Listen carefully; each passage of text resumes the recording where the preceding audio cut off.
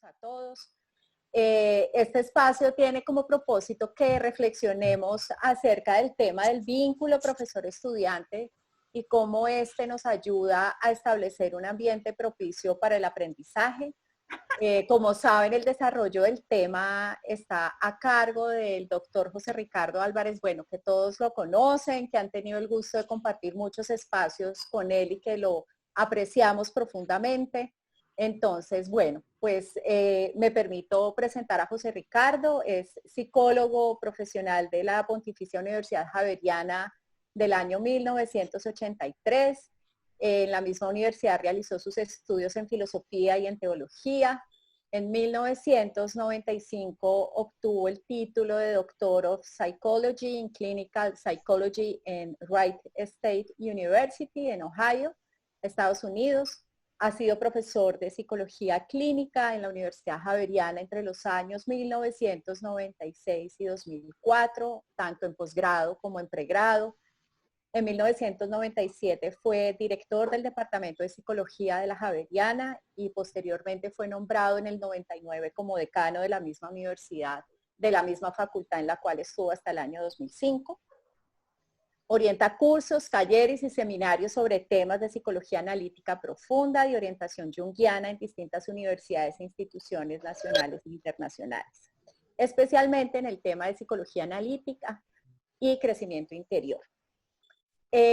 Bueno, pues bienvenido José Ricardo, con el fin de tener una dinámica que nos ayude a desarrollar el tema y a que ustedes posteriormente puedan realizar preguntas. Lo que les proponemos es que en un comienzo tendremos la presentación de José Ricardo durante aproximadamente 50 minutos y posteriormente le podremos hacer preguntas, para lo cual les pido que utilicemos la herramienta de levantar la mano y estarán María Claudia Jiménez y Adriana Palma súper pendientes de quienes levanten la mano para activarles los micrófonos y que puedan hacer su intervención. Así que muchísimas gracias a todos, especialmente a José Ricardo, por acompañarnos en este espacio y pues adelante. Muchas gracias.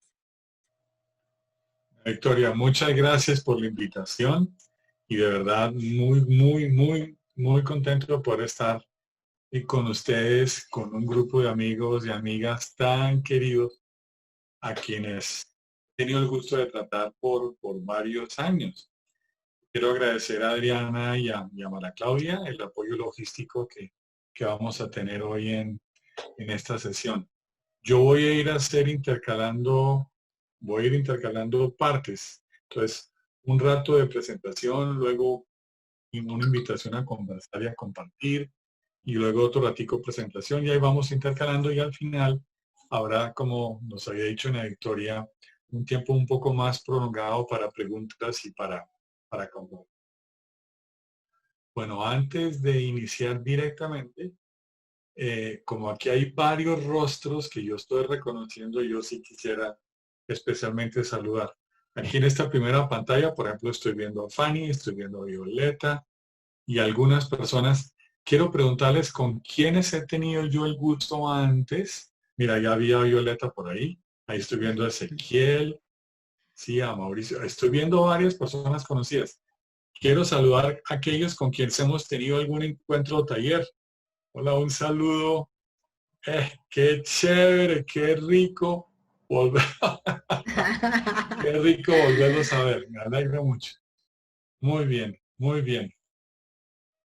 Bueno, pues ustedes se embarcaron conmigo en un tema tenaz, porque es un tema del que pocas personas están hablando y sin embargo todos sabemos que es un tema muy importante. Y es el asunto de cómo vamos a manejar el asunto de la virtualidad en tiempos de la pandemia. Ustedes, todos los que están ahí, todas y todos, han hecho unos esfuerzos muy grandes durante el semestre que terminó y durante el periodo intersemestral. Esos esfuerzos valen mucho la pena. Ustedes han tenido una capacitación en tiempo récord con asuntos de tecnología.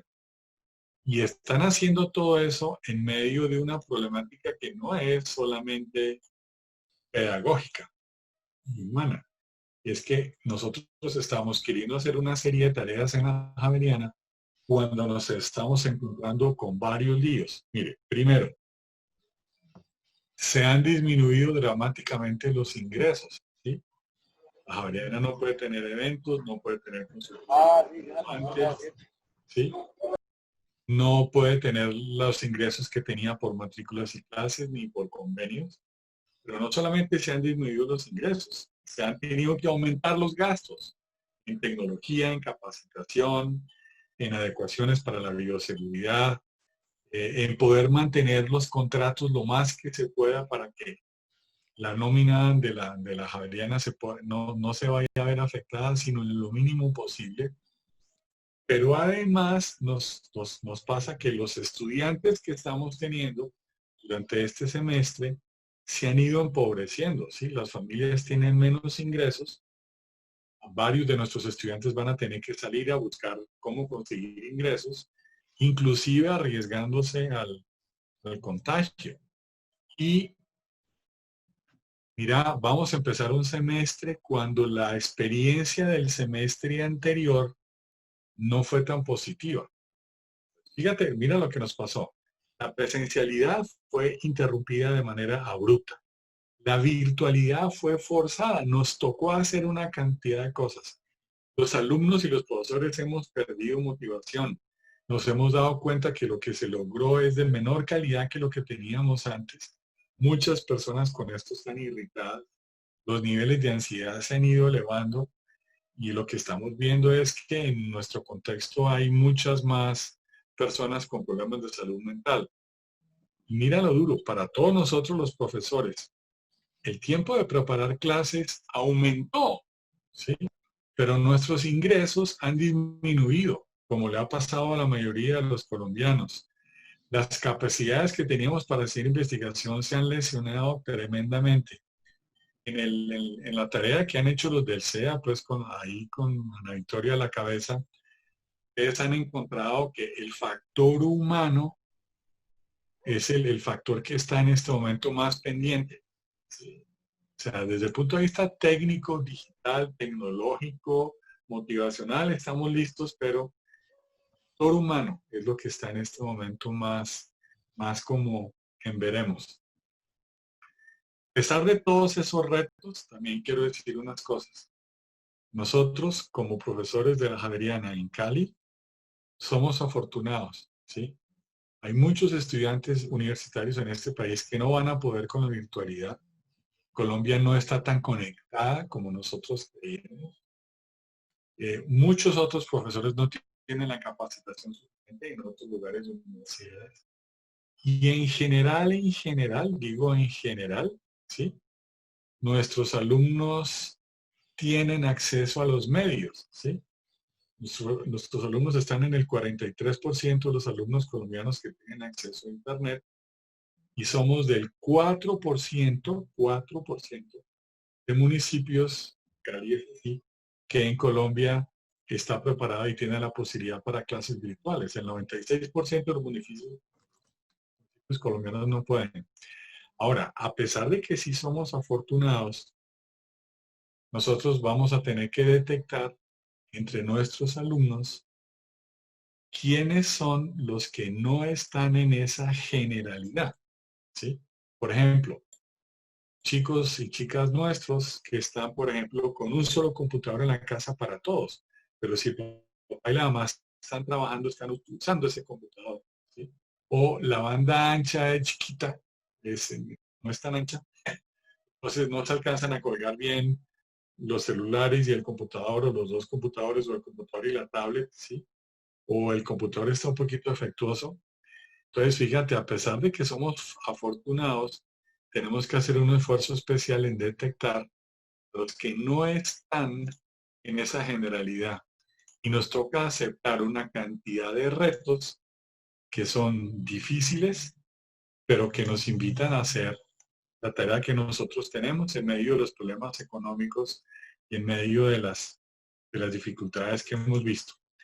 Bueno, Ariana y María Claudia, hago ya la primera pausa. Ustedes, colegas, sienten más o menos que esto es verdad, lo que acabamos de conversar.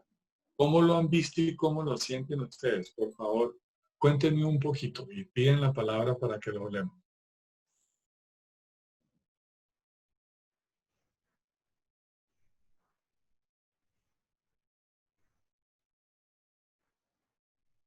Los noto como un poco silenciosos. Buenas tardes. Dale, dale.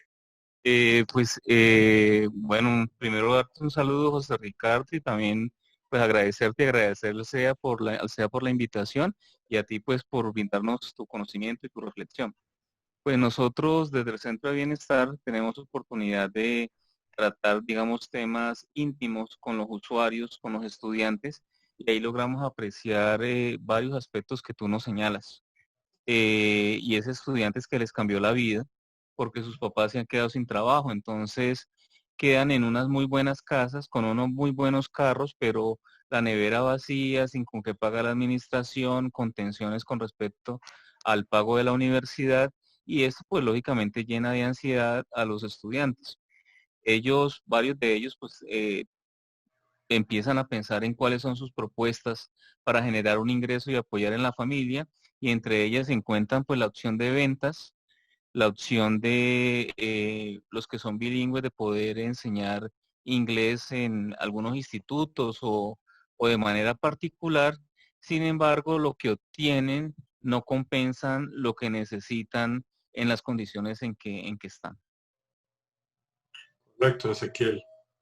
Lo veo también aquí en Javeriana, Bogotá, como lo estás diciendo. Ciertamente. Fíjate el reto que tenemos nosotros para arrancar con esta tarea. Bueno, y ven, vamos a completar un poco más este cuadro, ¿sí? Y es lo siguiente, mira, lo que está en juego, ¿sí? En este momento es mucho, ¿sí? Realmente estamos ante una nueva realidad, ¿sí? Abre nuevas posibilidades, ya no podemos pensarnos igual a antes, no podemos estar pensando que podamos reemplazar lo que teníamos, o sea, la clase no puede ser que si antes yo podía hacer esto en lo presencial, ¿será que ahora yo lo puedo hacer ahora virtual? O sea, no puede ser ese solamente el procedimiento.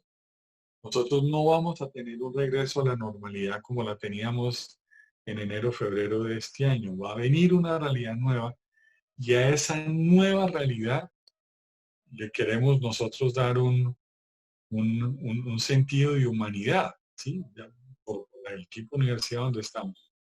Pues aquí quiero pedirle a mis colegas, por favor, quiero compartir la pantalla. José Ricardo, hay una mano Dime. levantada. No sé si le damos la palabra antes de continuar. Dale, dale. Tatiana, Dale, Tatiana. adelante. Vale, gracias María Claudia. Buenas tardes a todos.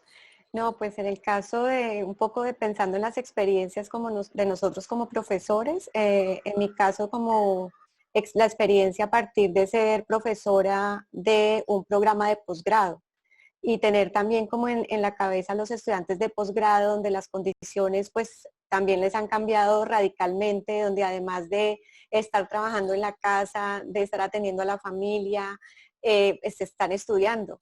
Entonces realmente es un panorama bien complejo para ellos porque así como nosotros como profesores y colaboradores de la universidad sentimos que nuestro trabajo ahora es mayor, pues ellos sí que también lo están sintiendo.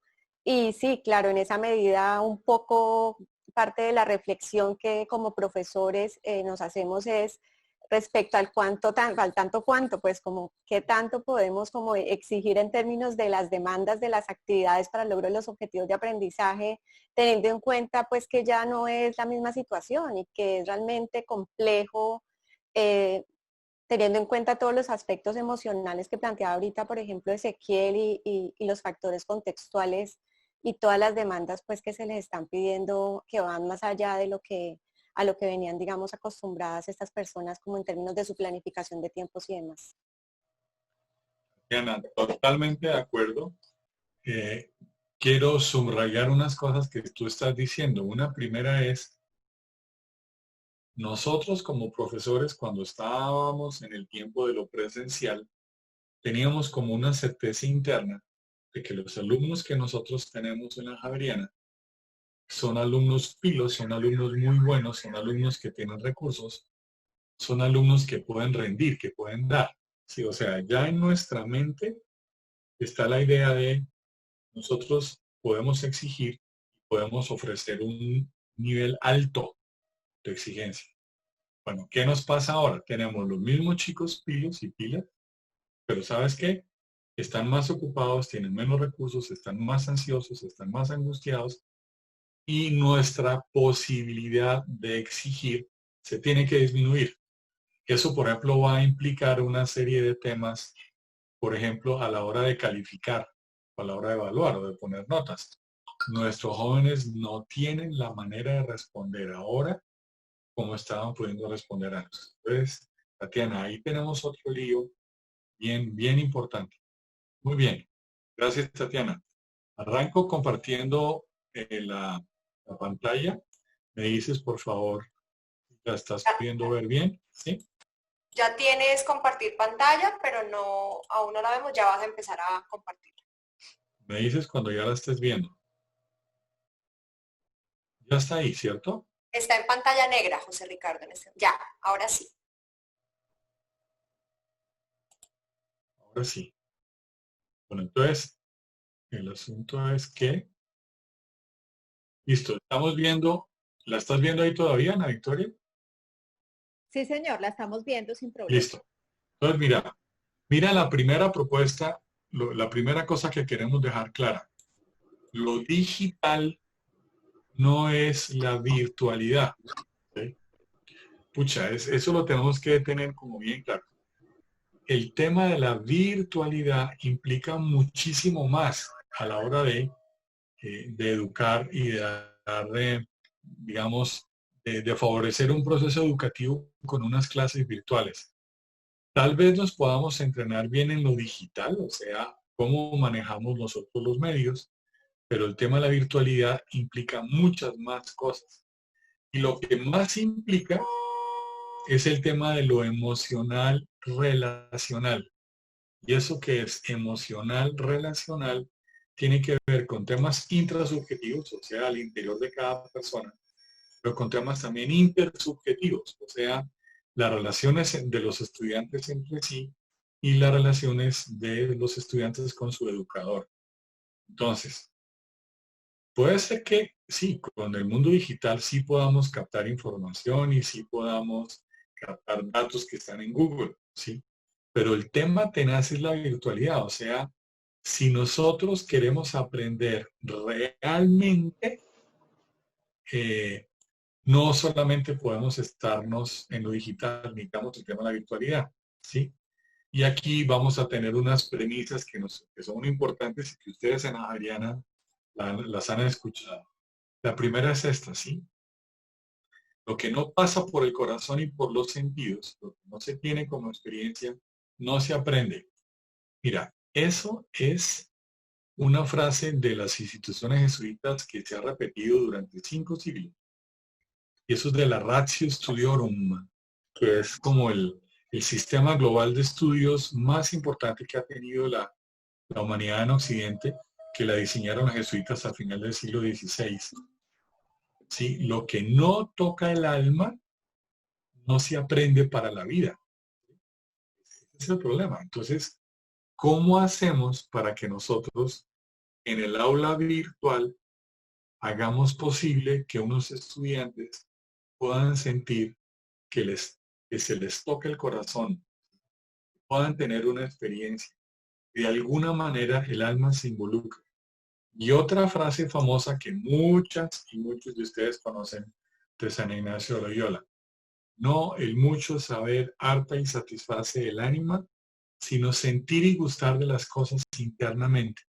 Entonces, mira el reto tan tenaz. ¿Cómo hacer para que compartamos una información, pero que podamos también hacer virtualidad? Y ahí está el tema de lo emocional en primerísima línea, ¿sí? La psicología educativa lo ha sabido siempre, ¿sí?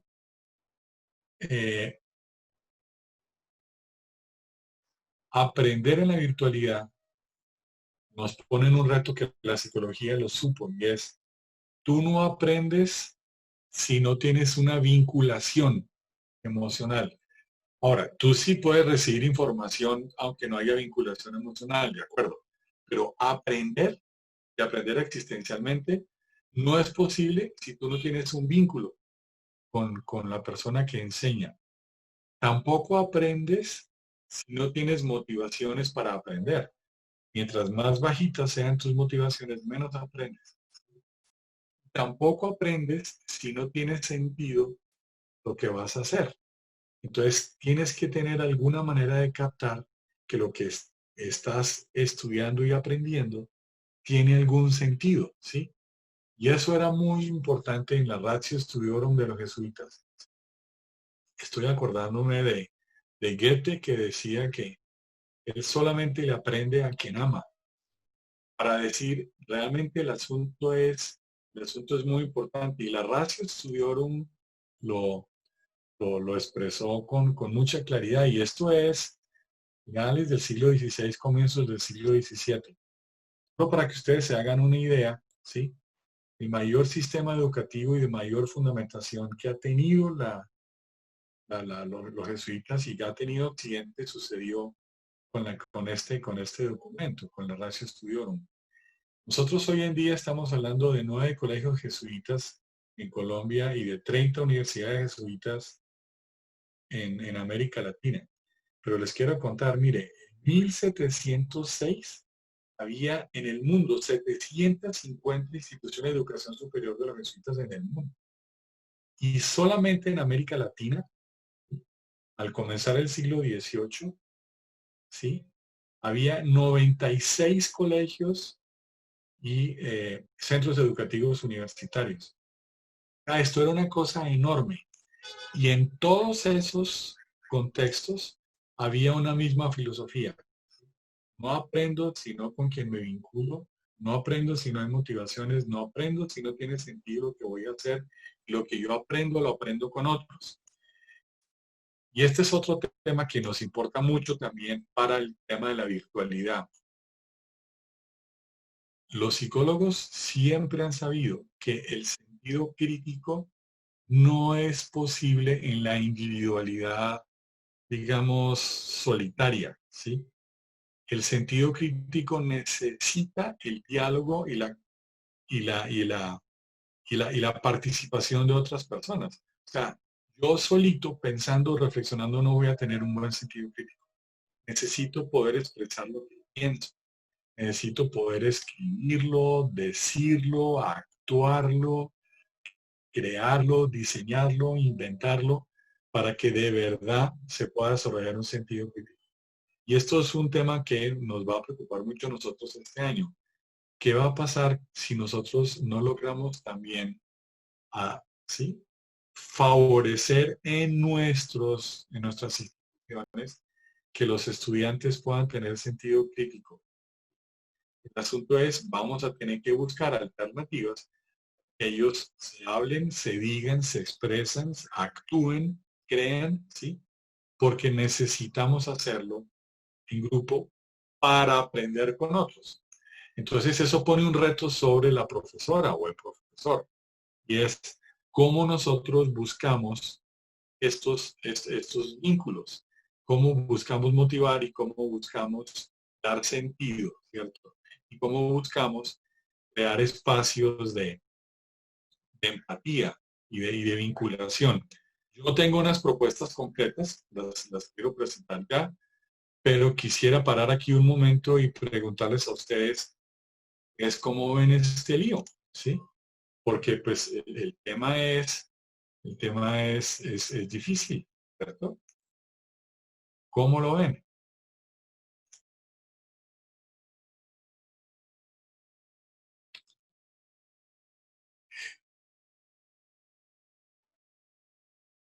¿Alguna cosa está ahí? María Cristina Fernández levantó la Dale, mano. dale, María Cristina. Hola, buenas tardes a todos. ¿Me escuchan bien? Sí, María Cristina, te oímos Ah, bien. ¿cómo estás? Estuve contigo en una Sí, Eh, señora. sí, en marzo, antesito de empezar toda esta situación. ¿Cómo has estado? Muy bien, Qué adelante, bueno mujer. volver a verte, gracias. No, pues me ha llegado todo lo que he escuchado y recuerdo una situación particular que me ocurrió en mi curso. En la tercera clase, cuando ya había empezado el aislamiento, en la primera los chicos pues se manifestaron como normalitos, pues eran un grupo fueron un grupo muy bueno, muy piloso. Eran neos y del mismo curso, toditos, y todos llegaban a mi curso, o sea que era un grupo muy homogéneo, de la misma carrera, por supuesto, y tal, jovencitos todos. Pero me ocurrió en la tercera clase que llegaron muy callados, muy silenciosos. Ah, Estaba, sentí una energía, me dio miedo, me sentía aterrorizada. No sé, o sea, quisiera como ahora que hablas de eso, porque pues ahora empezamos un nuevo curso y ahora sí empezamos desde cero, ¿no? Estos chicos no los conozco, yo tengo la enorme bendición de tener mucha empatía con mis estudiantes, afortunadamente, y no fue la excepción este grupo. Pero en la tercera clase de esta situación, em, me dio pánico. Yo decía, ¿ahora qué hago? ¿Qué estrategia utilizo?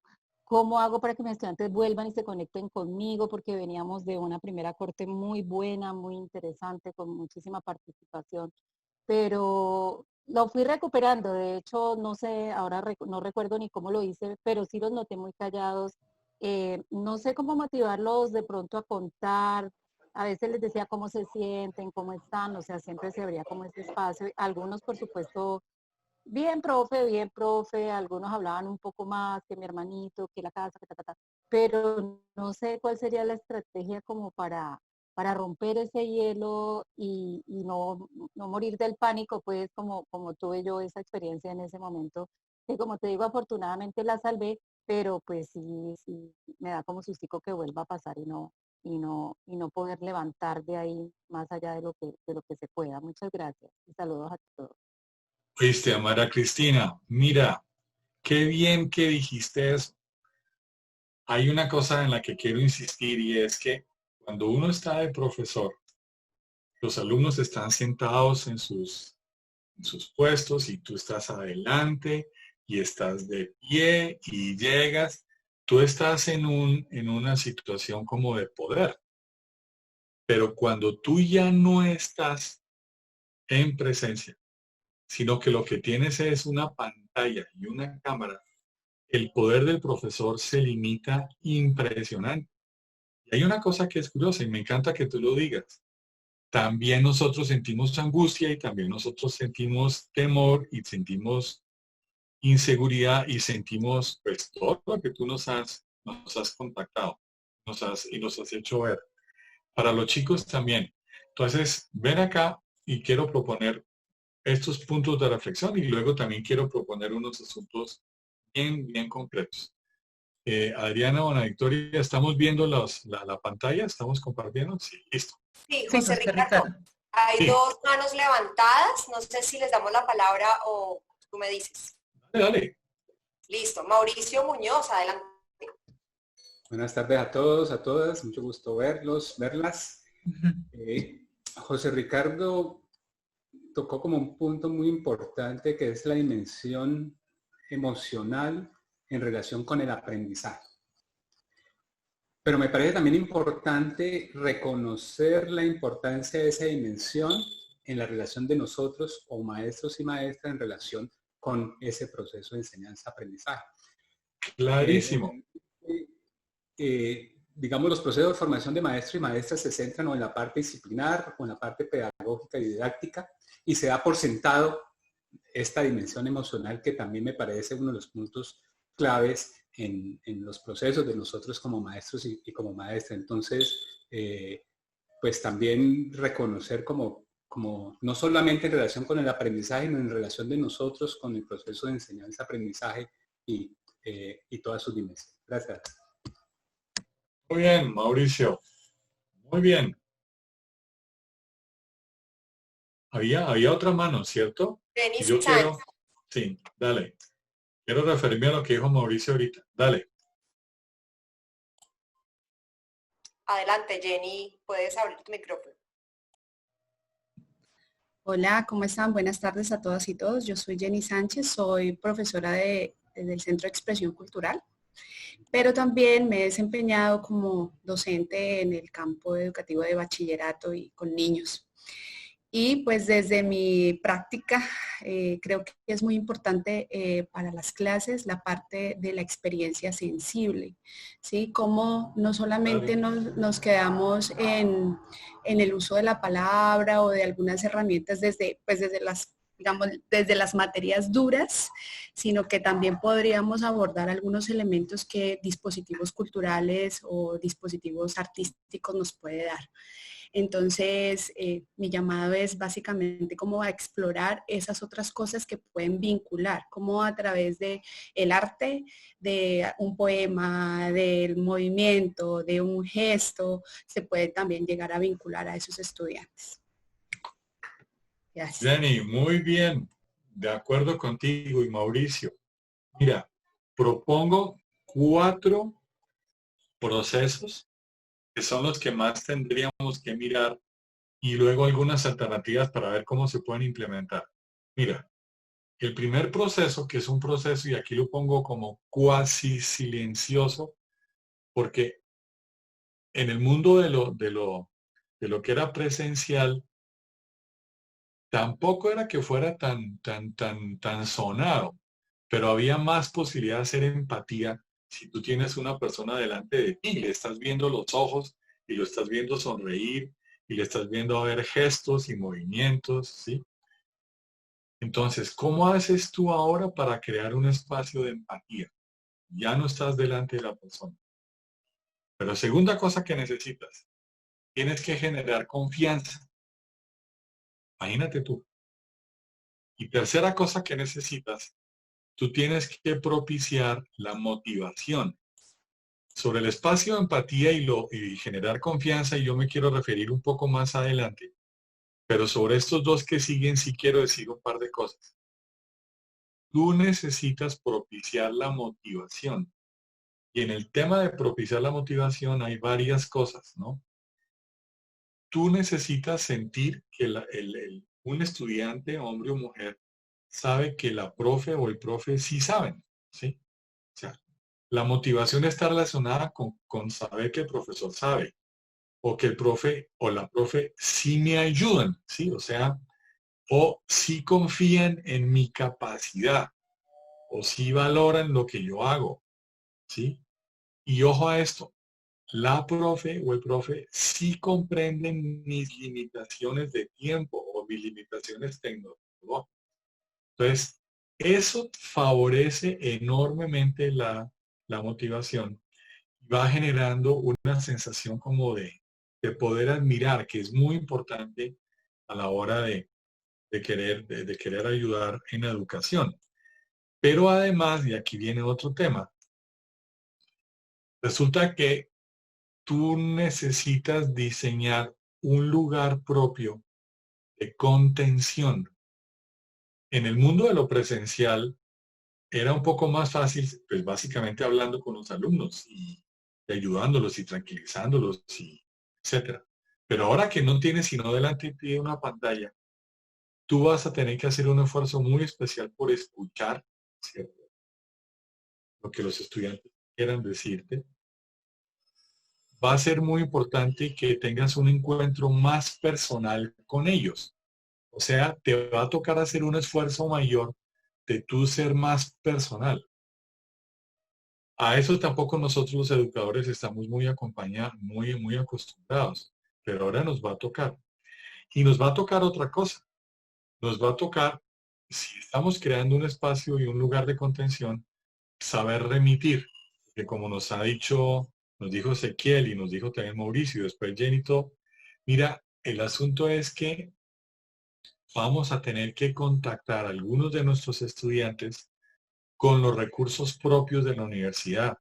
Y ahí está el Centro de Bienestar y ahí está el CEA, ¿sí?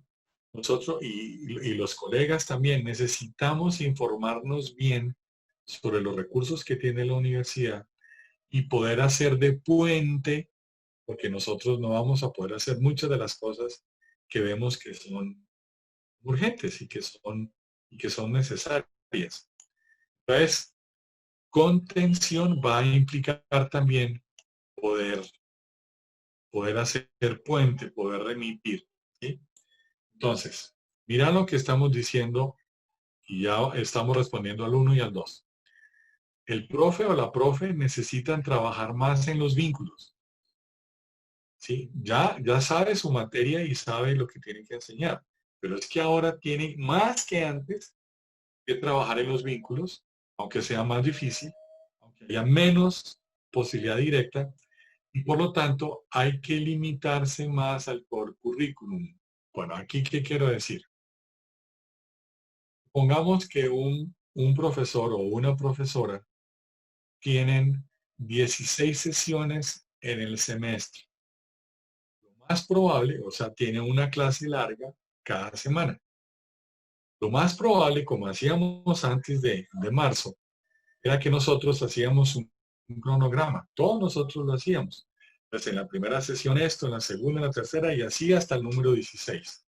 En la número 8 ya hacemos una evaluación, en la número 16 recogemos el trabajo final y en las intermedias a veces hacemos una u otra evaluación intermedia, pero los contenidos que se van a dar se parcelan, ¿sí? En 16 sesiones. Los que estamos en ciencias de la salud nos tocaban 17 y a veces 18, ¿no? Listo. ¿Qué va a pasar ahora? Como necesitamos invertir tiempo en los vínculos y en las relaciones y en el contacto emocional con los estudiantes, ya no tenemos las 16 horas para dar contenidos. Nos toca reducir. Nos va a tocar pensar en 13 sesiones. Porque las otras 3, sobre todo al comienzo, como lo quiero proponer, van a tener que utilizarse de otra manera, no dando contenidos, comillas, sino creando vínculos, haciendo grupos, favoreciendo el conocimiento y la relación con los muchachos, especialísimamente este semestre porque no los conocemos. Es muy distinto hacer virtualidad cuando no conocemos a nadie que cuando intentamos hacer virtualidad en marzo, porque ya por lo menos sabíamos de nuestros compañeros, de nuestros estudiantes. Entonces, necesitamos limitar más el core curriculum. A ver, ¿qué es lo esencial de lo que se tiene que quedar aprendido de esto? Porque ya no tengo 16 o 17 semanas. Tengo 12, tengo 13 y no más. Entonces voy a tener que quitar, ¿sí? Y tengo que limar. ¿Para qué? Para que ese tiempo y esa energía extra la pueda yo utilizar en las conexiones con los estudiantes. Ahora, esos espacios y esos tiempos es para poder crear ¿qué? La empatía, la confianza, favorecer la motivación y propiciar la contención. Las demás cosas sí se pueden mantener con las estructuras que nosotros ya tenemos. ¿Cuáles son los procesos que son menos silenciosos que todos los profesores hacemos? Claro, tenemos orden y estructura, determinamos los contenidos, utilizamos herramientas y métodos y evaluamos a los estudiantes. Noten que algunas de estas cosas son mucho más difíciles en unas materias que en otras, pero en todas hay que plantearlo. Tenemos que aprender qué es lo que a nuestros chicos los mueve, a nuestros jóvenes, hombres y mujeres los mueve. ¿Cómo es que ellos aprenden? Y aquí quiero hacer referencia básicamente a un autor. Tuve tentación de poner varios autores, pero quiero poner uno solo al menos, ¿sí? Que es Carlos Alberto Scolari. Es al menos este. El tema con Scolari, este es argentino, sus textos están en castellano la mayoría. Es un teórico de la comunicación y de los medios de comunicación. Él vive en Europa desde hace mucho tiempo. En este momento está en España. Él trabaja el tema de las hipermediaciones, ¿sí? Me parece que este es un autor que vale la pena que ustedes de pronto miren, ¿sí? Aquí les pongo en esta gráfica algunas de las cosas que me parece que podrían ser importantes. De todos los libros de Scolari, Este que está acá me parece a mí como el más importante. A ver si de pronto se alcanza a ver bien. Se llama Adolescentes, Medios de Comunicación y Culturas Colaborativas. El subtítulo es Aprovechando las competencias transmedia de los jóvenes en el aula. Este tipo es muy importante, ¿sí? Se lo recomiendo para no nos vamos a llenar de citas y de cosas, pero nos importa mucho es como la propuesta de él. Les pongo una foto como por van a reconocer en el momento en pesca. Míralo acá. ¿Está? Q.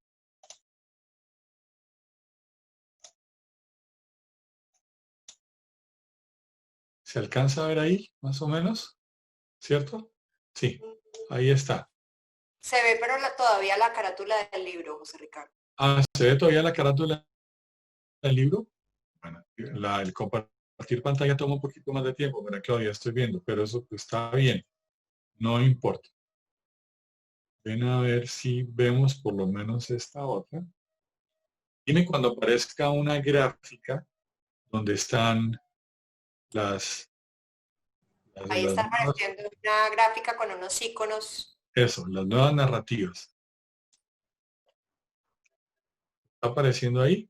Se ve una parte de la pantalla y la otra parte se sigue viendo el mapa conceptual que nos está proyectando. Entonces, bueno, ahí está Escolari.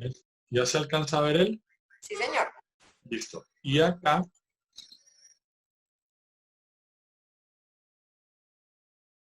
vamos a ver. A ver si lo alcanzas a ver ahí. Se alcanza a ver ya, ¿cierto? Mira, las narrativas transmedia tienen una cantidad de mediaciones. Ahí están las aplicaciones del celular, los audios, los blogs, los ebooks, los cómics, los eventos, la información que viene por las bibliotecas, los juegos y los videojuegos, las presentaciones en PowerPoint, los QR codes, los videos y la web.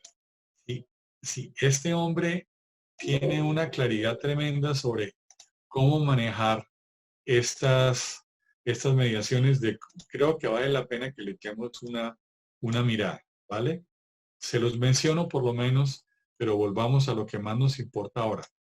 Estamos ante una generación que tiene unas nuevas narrativas, ¿sí? Estamos ante una generación que no solo aprende con libros como nos tocó a nosotros, aprende por lo menos con 11 o 12 mediaciones, juegos, cómics, audios, videos, celular, computador, web, etcétera, etcétera, etcétera.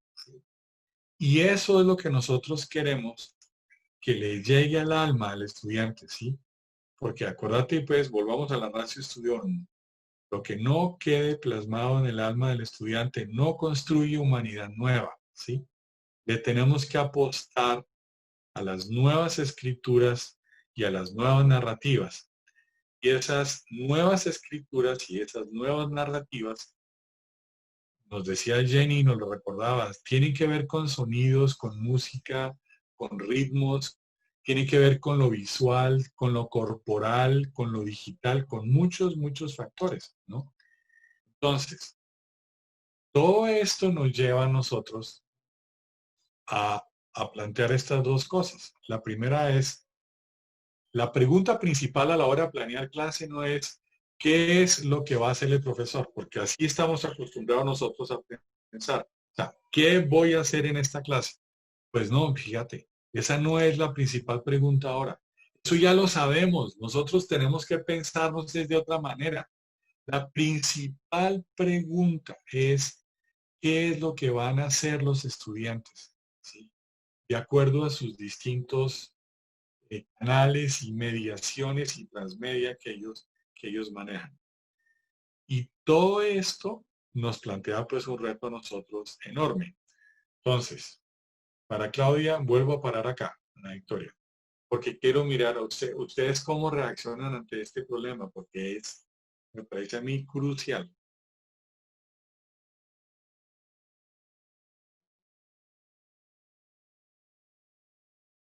qué es lo que hacen los estudiantes, no es qué es lo que va a hacer el profesor. Cómo utilizamos todo el tema transmedia, ¿sí? Y acordate, es para crear espacios de empatía, para generar confianza, para propiciar la motivación y para hacer un lugar de contención. ¿Hay alguna mano por ahí ahora? Sí, señor. Elizabeth Camelo. Dale, dale Elizabeth, por favor. Muy buenas tardes. Pues yo diría que estoy convencida de que al chico hay que ingresarle a la tecnología también. Entonces, ¿cómo incentivarlos? Haciéndole, hay muchos juegos virtuales que uno tiene ya que empezar a utilizar como una herramienta, porque me pasó a mí en clases, yo enseño también en Univalle, me pasó en clase que mientras yo estaba compartiendo pantalla, por mí tú pierdes la conexión de lo que los chicos están escribiendo. Mientras estaba compartiendo pantalla, los chicos estaban whatsappeando, pues enviándose cosas feas frente a un tema que es muy polémico que estábamos trabajando en clase y diciéndose cosas feas también por el chat. Entonces, unos y otros, y se volvió fea la conversación. Pero yo diría que en términos prácticos, este nuevo reto es de nosotros, profe, tenemos que meternos en los juegos de ellos. Mire, hay sopas de letras, hay crucigramas. O sea, como pensaría yo que hoy día toca es darles de las 2 horas que uno tiene, 1 hora de concentración y la otra hora de juegos. Juegos, pero juegos aplicados a nuestro tema, ¿no? Entonces, yo estoy bajando cosas virtuales, pues, porque en eso nos han estado capacitando, es sopas de letras, hay muchas opciones, y esas opciones, pues, es hora de que nosotros los profes, aunque nos vamos a sobrecargar, pero nos toca entrar en la tecnología, en las herramientas de ellos, porque si no, no vamos a llegar, no vamos a tocar el corazón que tú estás mencionando. Entonces pensaría que la invitación es ese, es un reto para nosotros, porque el chip nos cambió. Y como nos cambió, hombre, pues comencemos, porque si no a los chicos los vamos a perder, los perdemos así, en segundos. Entonces, como ser un gran motivador con los chicos, pensaría yo. Muchas gracias. Muy bien, Elizabeth. Muy bien. Está también Rafael Hernández con la mano levantada. Buenas tardes para todos. Bueno, dentro de mi desempeño profesional en la universidad, yo pertenezco al Centro de Idiomas, soy profesor de inglés y de español para extranjeros. Nosotros hemos en estos momentos se convirtió en ventaja para nosotros.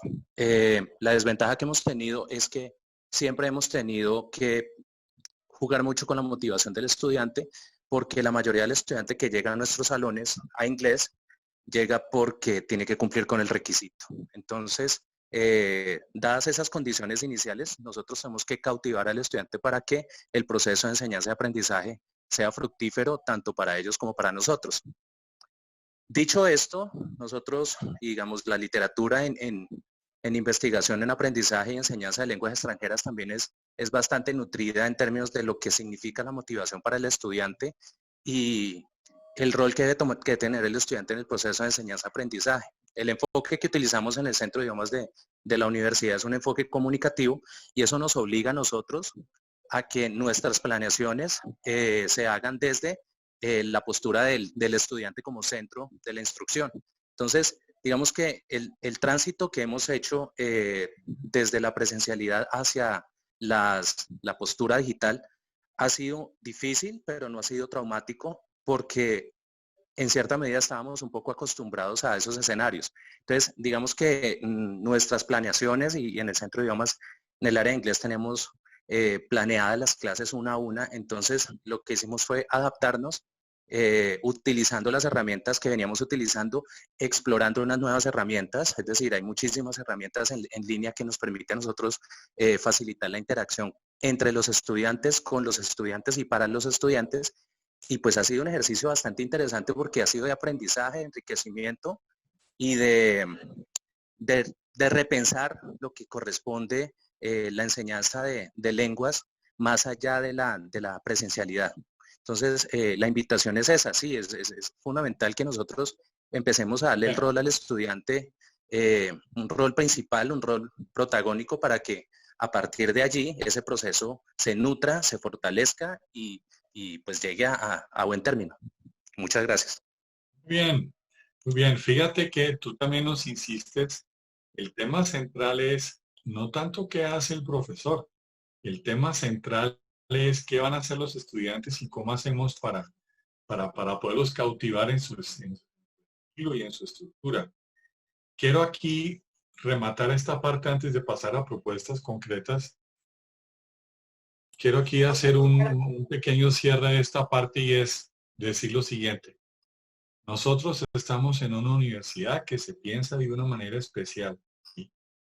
Los que hemos trabajado en el tema de los tipos psicológicos y los equipos de alto rendimiento se acuerdan de la F, o sea, la institución que se ve como F.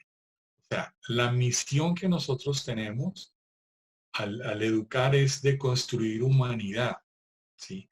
No es solamente construir conocimiento, ¿sí? Es construir humanidad. Son hombres y mujeres de ciencia y de saber para construir una sociedad. Entonces eso nos pone a nosotros en que veamos un valor muy grande a la persona. Aquí hay una frasecita en latín que ustedes desde que llegaron a la Javeriana la han escuchado, el tema de cura personalis, ¿no? El cuidado de las personas. Nosotros estamos para cuidarnos. Y en el salón y en el aula virtual tenemos que pensar cómo hacemos eso de la cura personalis, cómo nos cuidamos unos a otros y cómo inclusive evitamos, como decía ahorita nuestra colega, que unos a otros empiecen inclusive a ofenderse por chat mientras estamos tratando de compartir pantalla, ¿cierto? Nosotros estamos con una misión de construir país y de construir región. Muy bien. José Propuestas Ricardo, concretas. tenemos dos manos levantadas hace un ratito, la Entonces profesora dale. Karen y la profesora Tatiana. Dale, por favor, antes de entrar a propuestas concretas. Vale. Vale, bueno, buenas tardes, compañero José Ricardo, qué gusto Mucho verte. gusto, Karen, encantado. Bueno, quería hacer un comentario respecto a las herramientas que estoy de acuerdo en que debemos usar y pues ahora mucho más con esta coyuntura. Y me uno a lo que planteaba Rafael sobre involucrar, ¿no? Darle una mayor participación a los estudiantes y creo que esa participación puede estar también en términos de la selección de las herramientas, porque pues en estudios que se han hecho sobre el trasladar, digamos, ciertas prácticas más vernáculas, más informales a la academia, en ese traslado a veces hay resistencias de los estudiantes, ¿no? Pues, digamos que tienen otras prácticas informales, por ejemplo, en redes sociales, y luego cuando les proponemos algo similar en la universidad, no les cuadra tanto. Sin embargo, cuando nosotros traemos unas propuestas de herramientas con sentido, les permitimos elegir o permitimos que ellos nos hagan sugerencias, pues puede haber como una mayor riqueza en esa participación, ¿no? Porque creo que sí, definitivamente estamos de acuerdo en que no es traer la herramienta simplemente por impactar al estudiante o por generar la motivación en vacío, sino que esto pues debe tener un sentido, debe estar alineado con los objetivos de aprendizaje. Particularmente en mi caso, que soy profesora de lengua y mi curso ha sido semipresencial desde hace varios años, pues he aprendido mucho de los estudiantes con estas conversaciones iniciales en las que exploro qué les gusta hacer, en qué andan, qué herramientas usan y cuáles de esas creen que pueden ser más pertinentes, obviamente explicándoles para qué quisiéramos usarlas en la asignatura. Bueno, era eso. Gracias. Muy bien, Karen. Gusto volverte a ver, mujer. Adelante, Tatiana. Muchas gracias. No, pues quería hacer referencia a un elemento que ya planteó Karen respecto a la autonomía y un poco al poderle dar sentido a las herramientas que se utilizan en el contexto de las actividades de clase. Y por otro lado, a partir de, digamos, teniendo en cuenta esa autonomía y ese sentido, escuchar muchísimo a los estudiantes respecto a precisamente cuáles serían esas opciones disponibles y cuáles serían esas opciones posibles y que se relacionan más con su contexto, que tienen más sentido para ellos, ayudarles a conectar y para eso hay que escuchar mucho la perspectiva de ellos para conectar los contenidos de la clase y los objetivos de la clase con, por ejemplo, su futuro como profesionales o su presente como miembros de una familia, etcétera, como tratar de conectar siempre esas, digamos, contenidos de la clase con lo que está sucediendo con esa vida de los estudiantes, de tal forma que ellos realmente se sientan partícipes y activos en ese proceso de aprendizaje y que no sea un asunto como a nivel declarativo y que en lo procedural no se ve como tal en la clase. Otro elemento que es pues importante, pues esto no es una idea mía, es una idea de autores como Ryan y Deci que hablan sobre 3 necesidades fundamentales que son la necesidad de autonomía, la necesidad de afiliación y la necesidad de sentirse competentes. Y en esa medida cuando se les permite a ellos utilizar herramientas con las cuales ellos están familiarizados, conocen y manejan, digamos, pues ese sentido de competencia les facilita involucrarse más y proponer más alternativas. Pero si de entrada yo les pongo una tarea supremamente difícil y en una herramienta desconocida, nueva para ellos por completo, pues va a ser muy difícil que se sientan competentes y eso puede hacer que se frustren y que la motivación pues baje, por supuesto, de forma importante. Y por otro lado, como parte precisamente de esos elementos para favorecer esa afiliación, que ellos pudiesen, digamos, ofrecer, conectar como los objetivos de la clase con productos reales, digamos, que vayan a ser útiles para la vida de ellos, pero también de otros. Es decir, por ejemplo, cómo poder hacer un video no para responder la tarea a la profesora, sino un video para comunicar esto que estoy aprendiendo a una comunidad para cuál va a ser útil esta información, por dar un ejemplo como concreto sobre eso. Entonces, en la medida en que hay una relevancia social de lo que se aprende, pues eso va a favorecer que ellos se involucren más porque trasciende sus propios objetivos y están haciendo algo que va a aportarle a otras personas o a una comunidad o en un contexto específico. Esto como para dar algunos elementos. Muy bien. Tatiana, muchas gracias. Muy bien, muy bien. Bueno, voy a lanzarme al agua con unas propuestas.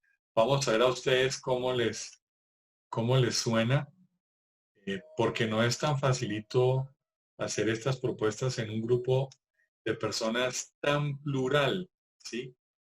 Porque ustedes son de varias disciplinas y de varias carreras y en ese sentido no es tan fácil hacer una cosa unificada. Pero bueno, aquí van varias propuestas. La primera, necesitamos 3 unidades. ¿Te acuerdas que decíamos que el semestre son 16 o 17 o 18 los que estamos en salud? Las primeras 3 las tenemos que utilizar para construir vínculo, para crear confianza, para hacer posible la relación interpersonal, todo lo que hemos dicho, ¿se acuerdan? Los espacios de empatía, los espacios de motivación, los espacios de contención y la confianza. Entonces, necesitamos por lo menos tres sesiones de 1 hora y mira la propuesta. El que arranca es la profe o el profesor, ¿sí? Entonces, empiece, profe, tranquilo o tranquilo a decir, bueno, ¿yo por qué estoy en la Javeriana? ¿Y por qué estoy en esta materia? ¿Por qué estoy ofreciendo esta materia? Y ven para acá esto otro. Estamos en tiempo de pandemia y estamos haciendo clases virtuales. ¿A mí esto cómo me ha afectado? ¿Y qué ha significado el COVID-19 en mi vida? ¿Qué ha pasado en mi familia? ¿Cómo me siento? ¿Sí? ¿Qué retos tengo yo para esta materia en este semestre? ¿Qué motivaciones tengo yo para darlo? ¿Sí? Y eso mismo se lo vamos a preguntar a los estudiantes. ¿Por qué estás en la Javeriana? ¿Por qué tomas esta materia? ¿Cómo te ha afectado a ti el COVID-19? ¿Qué ha pasado en tu familia? ¿Cómo te sientes a la hora de empezar este semestre? ¿Qué retos tienes? ¿Sí? ¿Qué motivaciones tienes? Y lo que pedimos es que el profesor tome nota, ¿sí? Y mi propuesta es tome nota y vaya haciendo una especie de bitácora para que pueda compartir con la gente del SEA, ¿sí? Profe, déjese acompañar por el SEA. La universidad tiene toda una estructura y tiene un equipo humano competente. Déjese ayudar, déjese acompañar y haga sus registros, ¿sí? Entonces, 3 unidades. Luego, mira lo que sigue acá. Para poder construir espacios de empatía, nosotros necesitamos hacer pequeños grupos. Pues, una parte es todo el grupo con la profe o con el profe, pero también hay que hacer pequeños grupos. Eso se puede hacer fácilmente en Teams o en Collaborate. Zoom. Yo no sé cuál plataforma está manejando la profe. Pero hay que hacer pequeños grupos para que los alumnos compartan más personalmente. Luego haya también una plenaria. O sea, para que pasemos de salas pequeñas a la plenaria grande. Y que el diseño de esos grupos vaya cambiando, vaya alternando. Que los alumnos también se puedan reunir hora de clase. O sea, que parte de lo que el profesor o la profe les dé como tarea es que encuéntrese por Zoom o por WhatsApp o Facebook o como quieran y trabajen en este punto, ¿sí? Cada semana y en cada sesión sí es importante que los muchachos también en pequeños grupos puedan hablar sobre qué desafío fue especial esta semana, ¿sí? O cómo estoy yo para la clase de hoy, o qué me mueve para esta clase, ¿sí? Ten presente que si no hay contacto directo es muy difícil construir la empatía, entonces necesitamos darle tiempo a esto, ¿sí? Necesitamos ver los estudiantes, piden a los estudiantes cuando expongan y cuando hablan que prendan la cámara, o sea, que te vean a ti viéndolos a ellos. Entonces, la empatía se va gestionando en un medio digital con varias propuestas y esta es una de las que les propongo. Fíjate entonces que la clase no puede ser que el profe dirija todo el tiempo, ¿sí? Hay que dar licencia a la creatividad en cada clase, que los estudiantes propongan maneras de exponer, de relatar, ¿sí? Con movimiento, con gráficas, con imágenes, con videojuegos, con filmaciones, con videos, con PowerPoint, con lo que quieran, ¿sí? Y ya no importa tanto las notas, ¿no? Pídeles además, dado que estamos en la Javeriana, lo que estaba diciendo ahora Karen, que eso tenga un sentido también de construcción de humanidad, ¿sí? ¿Para qué es? ¿Eso qué sentido tiene socialmente? ¿Sí? Pues si las notas no son tan importantes, necesitamos ver cómo hacemos heteroevaluación entre los grupos de los estudiantes y autoevaluación, ¿sí? Y también buscar algunas formas de evaluación objetiva, porque de todas maneras hay que hacer alguna forma de evaluar. Y démonos cuenta que ahí vamos a perder mucho control, mucho poder. Y los profesores siempre desplegábamos poder con las notas. Ahora esto va a ser un poco diferente.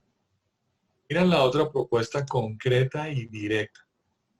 Es importante abrir redes sociales con los estudiantes. ¿Sí?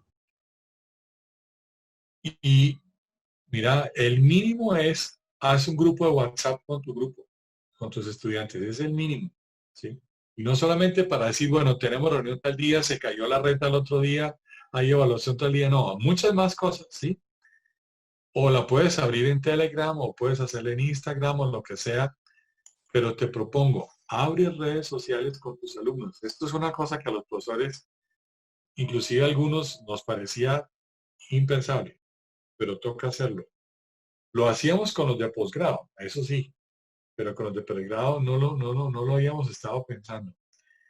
Y con nuestros chicos, sobre todo los más jóvenes, los de pregrado, sí vale la pena abrir con ellos algo en Facebook también y poner fotos, hacerse amigo de ellos, permitir que de alguna manera nosotros podamos tener forma de vincularnos.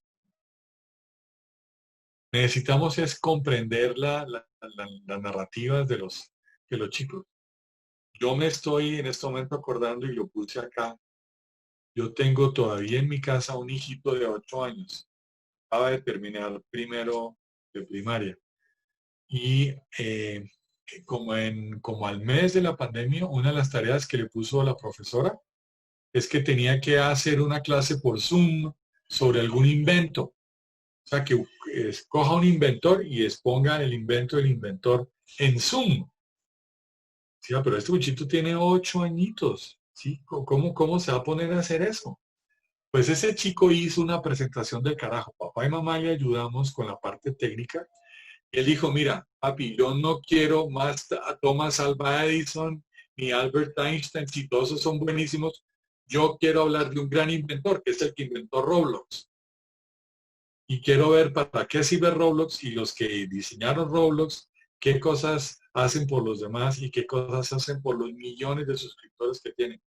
Y el chico hizo su presentación con Roblox y estaba motivadísimo. Nunca lo vimos en todo el semestre, todo el año, perdón, tan motivado como haciendo esa tarea.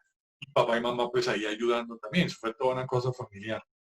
Estos chicos de ahora definitivamente son muy distintos, ¿cierto? Sí, démosles a estos chicos la oportunidad de que se luzcan con lo que les mueve, con lo que les toca el alma. Acordémonos de lo que nos decía la Ratio Studiorum.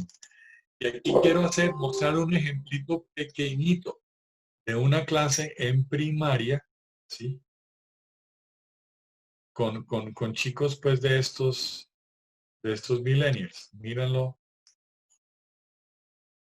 Eso, vamos a ver si nos la deja ver. Me cuenta si no aparece. Se ve en una parte de la pantalla, José Ricardo, pero no del todo. Se alcanza a ver muy poquito. Vamos a ver si por fin no agarró la imagen, ¿cierto? No la cogió.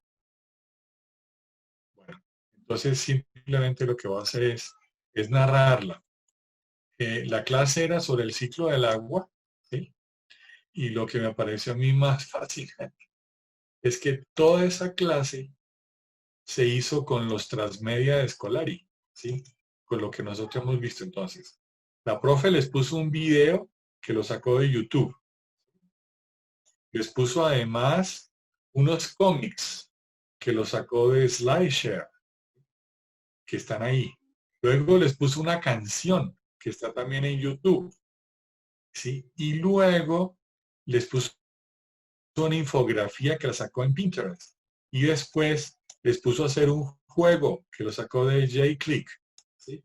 Y sobre toda esa temática era sobre el ciclo del agua. Uno dice, caray, qué diferencia pues lo que nosotros estamos acostumbrados a hacer. Bueno, el tema es, nos tenemos que meter en el mundo del Internet, de todo lo que hay, para propiciar que estos chicos, desde sus narrativas, pueden hacer otras cosas. Entonces, primerísimo, crear los espacios de empatía, de confianza, ¿sí? De socialización, de contención. Y aquí vienen algunas otras alternativas.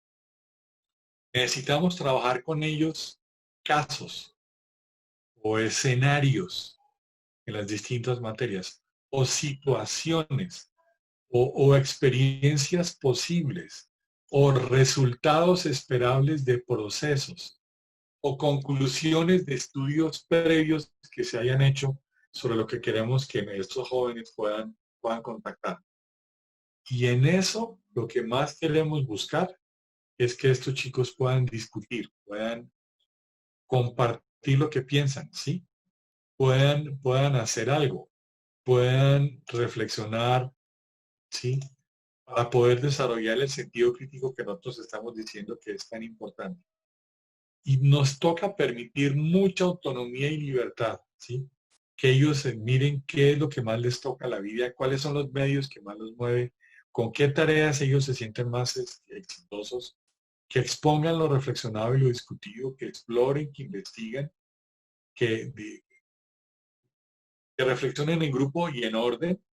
Pues nosotros seguimos también la filosofía socrática de ir ayudando a extraer de ellos en sus discusiones los conocimientos y las reflexiones, pero se necesita orden. Y ciertamente la tecnología no es lo más importante, ¿no? Escribir lo que a ellos les está pasando en el alma, ¿sí? Las preguntas, ven, no son el tema fundamental de lo pedagógico. Necesitamos es conocer a los estudiantes, dar los programas a partir de lo que estamos descubriendo con los estudiantes, darnos cuenta, bueno, eso sí lo sabemos desde lo presencial, cada grupo es distinto, pero tenemos que conocer cada grupo.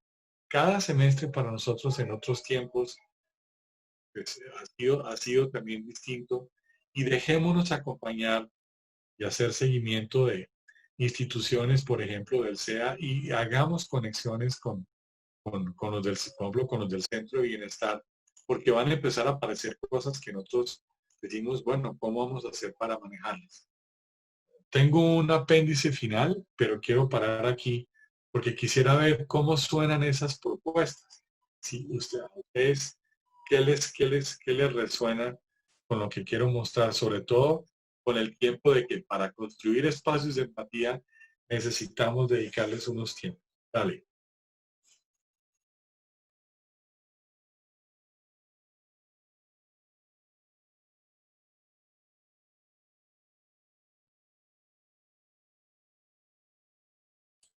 Elizabeth, adelante. Qué pena con ustedes. Cortico, solamente a nivel de ejemplo. Yo enseño responsabilidad civil.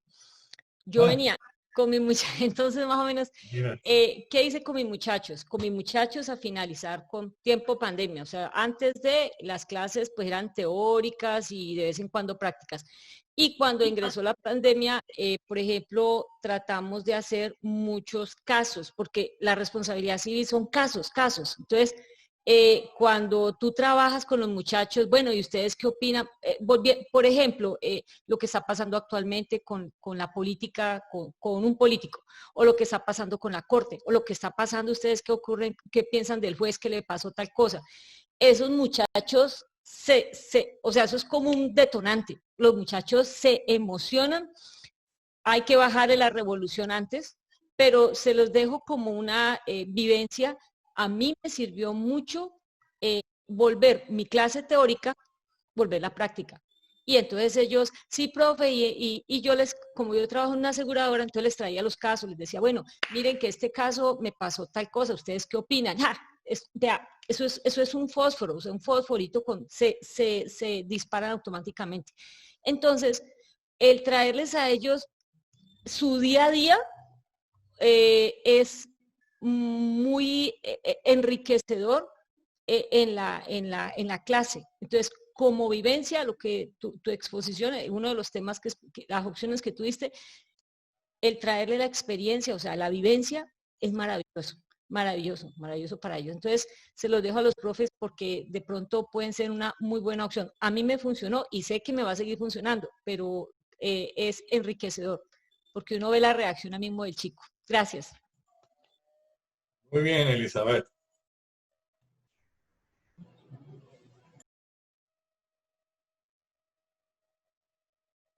Muy bien. Bueno, hacemos Ricardo, Ángela María acabó de levantar la mano.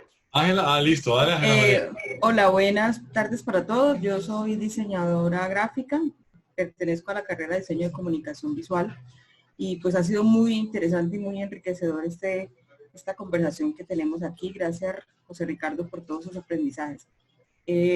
Involucrándome un poco en todo lo que has dicho, desde diseño, digamos que nuestro ejercicio como docentes en diseño es muy práctico. Obviamente involucramos la teoría, pero siempre con unos ejercicios y unas actividades prácticas que son las que enriquecen como todo el proceso. De hecho, nosotros cuando empezamos las clases, siempre debemos hacer como todas estas dinámicas de conectarnos mucho con el estudiante para poder saber cómo van a ser los ejercicios que vamos a desarrollar con ellos. O sea, tenemos seguro unas temáticas que abordan durante todo el semestre, pero las actividades no las diseñamos específicamente hasta que no hemos tenido esa conexión, ese contacto y esa oportunidad de conocer el estudiante, cómo se está moviendo, qué está haciendo. De hecho, las temáticas siempre están relacionadas con los momentos de cada semestre. Cada semestre las temáticas son distintas por esa razón. Entonces, y aunque es un ejercicio que hacemos desde hace mucho, también ha sido un ejercicio difícil. Incluso ahora con esto de lo digital es más complejo porque sí, tenemos el ejercicio, pero adaptarlo a esta nueva estructura de acercarnos a través de un computador dificulta mucho de ello, pero por ahí tiene que ser, Créanme que aunque lo venimos haciendo hace mucho, estamos en este momento todos pensándonos cómo lo vamos a hacer este semestre, porque no es fácil de todas formas lograr eso, pero eso es muy clave en este ejercicio docente. Muchísimas gracias. Y la profesora Mónica Marión levantó la mano también. Buenas tardes, pues ofrezco disculpas porque me perdí de la parte inicial de la conversación. Se me había ido la energía. En casa intenté por el celular, dado que mi compañera Fanny me insistió, pero bueno, aquí estoy y celebro mucho esta conversación con José Ricardo, que siempre como tan oportuno con sus palabras, con sus recomendaciones, siempre buscando contribuir justamente en el mejoramiento de los procesos de enseñanza y de aprendizaje desde la dimensión humana, que me parece que es fundamental para estar siempre acorde con los principios de la universidad. Yo quería como señalar 4 puntos que me quedan un poco de lo que alcancé a escuchar en relación con lo que significa crear los vínculos con los estudiantes. Y el primero de ellos, pues obviamente tiene que ver con la manera como comprendemos las sensibilidades juveniles. Jesús Martín viene hablando de eso hace mucho rato y creo que es importante también entender esas sensibilidades que también son un componente fundamental en la relación que vamos construyendo con los estudiantes. Y eso está también relacionado como con el segundo punto, que es entender que una cosa es el lugar desde el cual nosotros enseñamos y otras el lugar desde el cual los estudiantes aprenden. Y ahí tenemos que intentar como acortar esas distancias generacionales, porque creo que eso es un aspecto fundamental también a tener en cuenta. Otro elemento también clave que está presente en todos los procesos de enseñanza y aprendizaje son las relaciones de poder. Y cómo poder intentar como matizar esas relaciones de poder a través quizás de unas relaciones más afectivas, ¿sí? De poder propiciar unos diálogos más horizontales con los estudiantes. Y eso me conlleva como al cuarto punto, que tiene que ver con permitirnos aprender de ellos.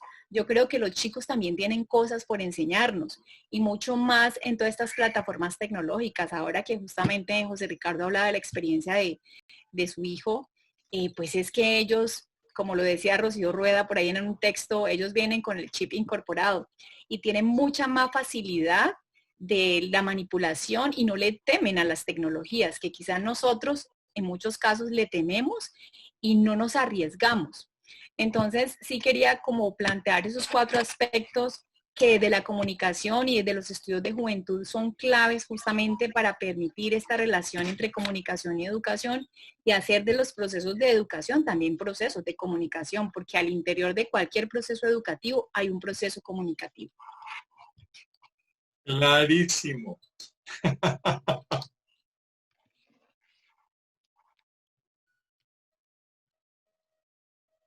Muy bien. Muy bien.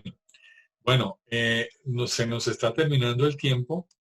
Yo quisiera, para despedirme, hacer un apéndice muy cortiquitico. Y el apéndice está relacionado con lo que hemos visto en los talleres que hemos hecho con varios de ustedes, ¿no? Mira lo que quisiera pues poder terminar diciendo. En tiempo de virtualidad, los chicos pilos y las chicas pilas van a seguir siendo pilas. La pilera no se va a perder, ¿sí?, con la virtualidad. Cosas interesantes. Los introvertidos los que siempre estaban en silencio y calladitos y calladitas, van a empezar a aparecer, se van a empezar a dar a escuchar, lo cual es buenísimo. Los que manejaban el salón de clase hablando a cada rato, los más extrovertidos, se van a moderar en la virtualidad. Hay un balance muy curioso en esa energía de lo introvertido, extrovertido con la virtualidad, ¿sí? No podemos seguir esperando que pase esta temporal, esta tormenta.